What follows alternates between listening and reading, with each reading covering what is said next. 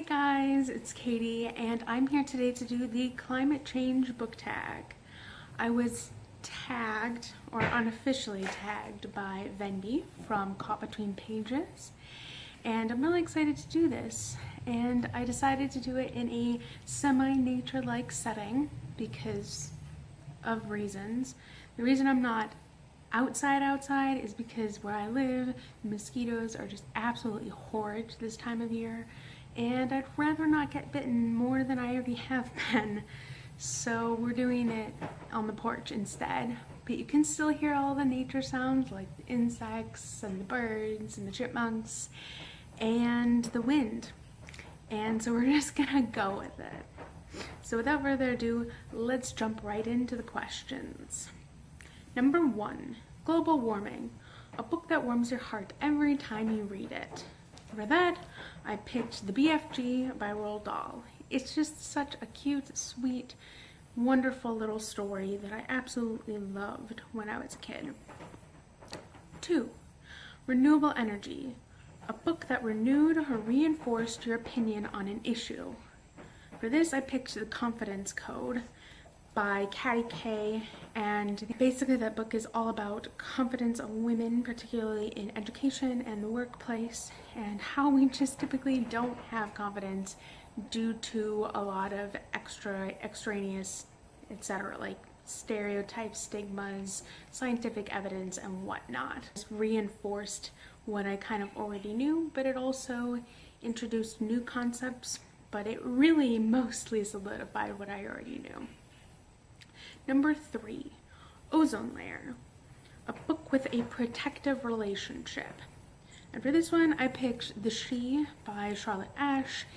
This book basically follows the relationship of a human and a she, and getting the she back to his homeland because there's some slavery stuff going on.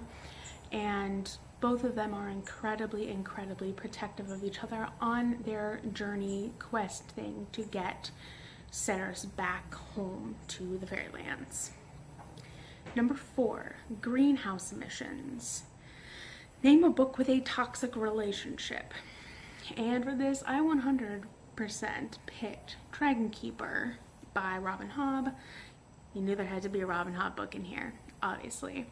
There is a very toxic relationship on multiple fronts at the very beginning of Dragon Keeper. It's kind of a weird, I don't want to call it love triangle, but it's like a toxic triangle because there's just bad times for everyone. Yeah, it's just not good. Number 5, Fossil Fuel, a favorite book from before you were born. And obviously you guys know what I'm going to pick, and that is The Hobbit by J.R.R. Tolkien. It is a book that shaped my life in many ways, and I will be forever grateful that it exists. And obviously, it was published way before I was born because Tolkien died even before I was born. So, number 6, Cold Wave, a book with a cooling or relaxing effect on you. This one I put Harry Potter because whenever I read Harry Potter, I just feel all of this tension just leave my body, and I'm just so relaxed and immersed into a world that I've literally grown up and immersed myself in for years. Number 7, Extreme Conditions, a book set in extreme conditions. And for this one, I'm picking a specific book from a series that I'm in the middle of called The Extreme, and it's from the Animorphs series. I think it's book 27, but I could be wrong, but it's within the Animorphs series, and they are in the Antarctic, I believe, and there's some dealings with some polar bears and extreme temperatures and like really biting cold. Yeah, it's definitely an extreme book. And finally, number 8, Changing World, a book that scared you about the future. This one is definitely a possibility, and it is even more terrifying because of it, and it is called Lights Out by Ted Koppel.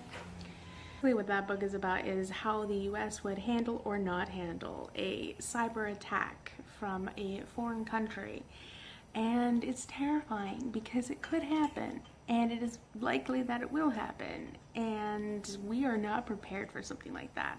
So it is definitely terrifying because it would wipe out absolutely everything. The power grid completely, it would affect our water system, it would affect how we live or ultimately don't live.